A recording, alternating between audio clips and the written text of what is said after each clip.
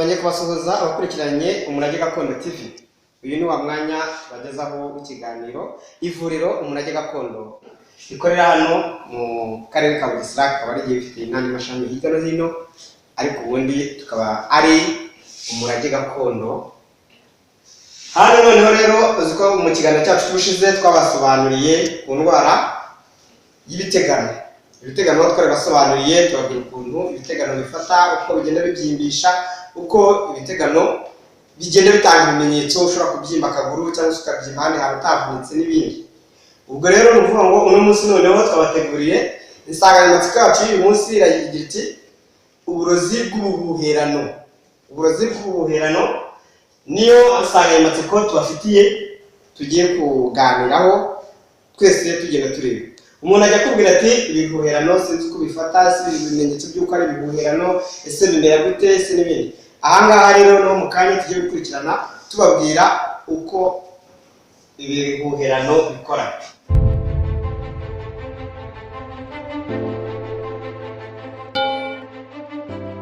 Ibihuherano byo biri amoko menshi, kandi ko biri amoko menshi niyo mpamvu twagenda tubitandukanya, gusa ibimenyetso bigenda bitandukana, ariko ibihuherano nibyo ni byinshi. Hari ibihuherano by'amahembe, hari ibihuherano bashaka kuguhera ku gutuma amahembe kikabyutse wumva ubara mu rubavu, ndetse rimwe na rimwe kumva mu bikwishe hakiri kare kandi byica vuba, amahembe yo yica vuba, ariko nayo ari mu bwoko bw'ibihuherano.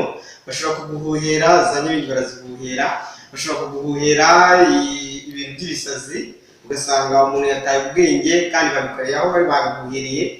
Ugasanga ibihuherano ni ibintu byinshi cyane. Ibihuherano hazamo n'uburwayi butaryana, bashobora kuguteza ibintu by'imyongo kandi yenda atari uko wari uri, ubwenge bukamera nk'aho buhindutse. Ni ukuvuga ngo ibihuherano bishobora guhindura umuntu ako kanya, nta gihe kirekire bifashe. Bishobora kuguhindura mu minota mikeya cyane, cyangwa se nyine bikaguhindura bitinze, ariko bikagenda biguhindura buhoro buhoro ugenda ubona wataye umurongo, ugenda ufata umurongo. Niyo mpamvu rero ngira ngo ibihuherano byo biri amoko menshi atandukanye, ariko noneho ugasanga umuti wivura wenda kuba umwe. Urumva, umuti umwe wivura wenda kuba umwe. Ni nayo mpamvu nabwira ngo uyu munsi tuganire ku bihuherano.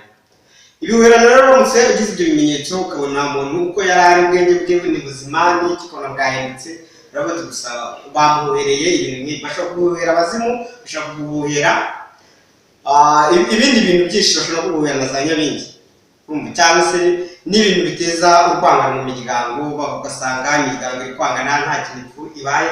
Icyo gihe rero nabyo ni ubuhuherano, bakaguteza imyuka mibi. Ibyo ni ubuhuherano baba babikoze. Icyo gihe rero uraza ukajya mu murage, ibyo ngibyo naho tubifitiye umuti. Hano murabona dufite imiti myinshi ivura muri ibyo by'ubuhuherano. Ubuhuherano gusa hari igihe biba bisaba ko n'impano y'umuntu cyangwa se impano y'umuganga, dore ko mu kinyarwanda bavuga ngo avura akaboko. Ushobora gusanga imiti ye iri ku isoko runaka, ariko bya bihuherano ntibikureho kuko wenda wa muntu adafite impano ivura bya bindi. Icyo gihe haba harimo no kwivura cyane hifashishwa impano. Hakora imiti arayiza n'impano y'umuntu igakora, kuba nibura yenda gusa afite n'impano yo kuvura. Uri impano nayo irafasha. Ibi butaha tuzavuga ku bintu bigendanye n'impano, dusobanura impano, ariko n'umunsi ntabwo tubisobanura impano. Ariko ni ukuvuga ngo byanze bikunze impano nayo tuzayigaho, turebe n'ukuntu iyi mpano nayo ishobora kuba yafashanya n'imiti. Mu gusoza ikiganiro rero, reka tubararikire ko iyo ushatse kugira ngo ubone ibindi bisobanuro bisanzwe cyangwa se bikunyuze cyane, ushobora kuduhamagara kuri nimero zacu zikurikira: 0782 22 55 125, cyangwa se ugahamagara kuri Tigo 0722 455 125, cyangwa se ubwo iyo nimero nawe ushobora no kuba uwumvise idacamo n'ibindi, ukajya kuri YouTube ukandikaho ijambo Umurage Gakondo TV. Ibiganiro byacu ko tuzaba tugenda tubiganira byose, ukagenda ubona ibiganiro byacu tugenda dutanga. Murakoze cyane, naho gutaha mu kindi kiganiro cyacu tuzakurikiranaho mu cyumweru gitaha. Murakoze.